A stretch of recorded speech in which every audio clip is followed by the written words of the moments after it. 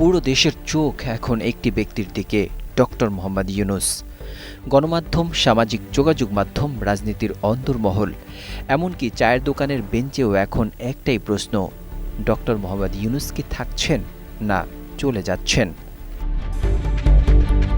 বৃহস্পতিবার বিকেলে উপদেষ্টা পরিষদের নিয়মিত সাপ্তাহিক বৈঠক শেষে সচিব ও সরকারি কর্মকর্তারা বের হয়ে গেলে শুরু হয় অনানুষ্ঠানিক এক পর্ব। 4 ঘণ্টাব্যাপী চলে এই রুদ্ধদ্বার বৈঠক। সেই বৈঠকের এক পর্যায়ে প্রধান উপদেষ্টা ডক্টর মোহাম্মদ ইউনূস সরাসরি বলেন, আমি আর পারছি না, এই জঞ্জালের দায় আমার নয়।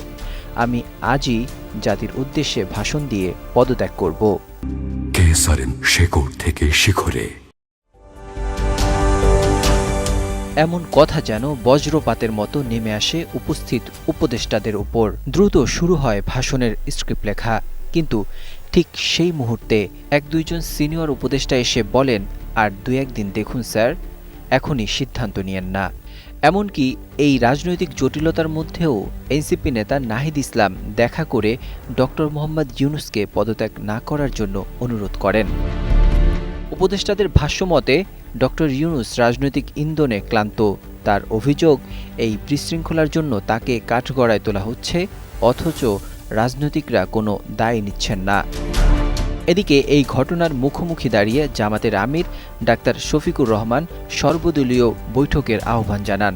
এছাড়া এনসিপি নেতারা সামাজিক যোগাযোগ মাধ্যমে ফ্যাসিবাদ বিরোধী ঐক্যের ডাক দেন।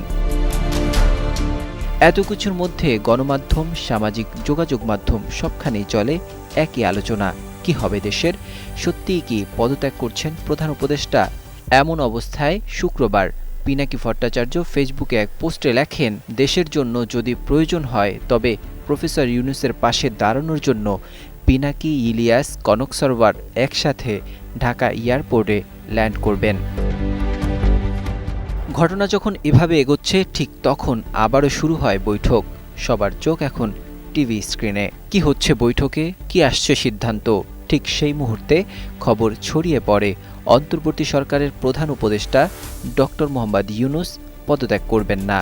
তার ক্ষমতার প্রয়োজন নেই, কিন্তু বাংলাদেশের জন্য ডক্টর মোহাম্মদ ইউনূসের প্রয়োজন আছে। শুক্রবার নিজের ভেরিফাইড ফেসবুক পেজে প্রধান উপদেষ্টার আইসিটি বিষয়ক বিশেষ সহকারী ফয়েজ আহমেদ তৈয়ব এসব কথা বলেন। সেই সঙ্গে সরকারকে রাজনৈতিক দলগুলোর সঙ্গে আরও নিবিড়ভাবে নিয়মিত আলোচনায় বসতে, তাদের মতামত নিতে এবং কোনো ধরনের বিচ্ছিন্নতা এড়িয়ে চলার পরামর্শ দিয়েছেন ফয়েজ আহমেদ। এই বার্তা এখন শুধু রাজনৈতিক স্থিতিশীলতার বার্তা নয়, এটি এক ধরনের মনস্তাত্ত্বিক আশ্বাস যে এই কঠিন সময়েও বাংলাদেশ একা নয়। তার পাশে একজন দাঁড়িয়ে আছেন যিনি ক্ষমতা চান না, কিন্তু দায়িত্ব নিতে ভয় পান না। নাজমুল হক রাইয়ান, 21 টেলিভিশন।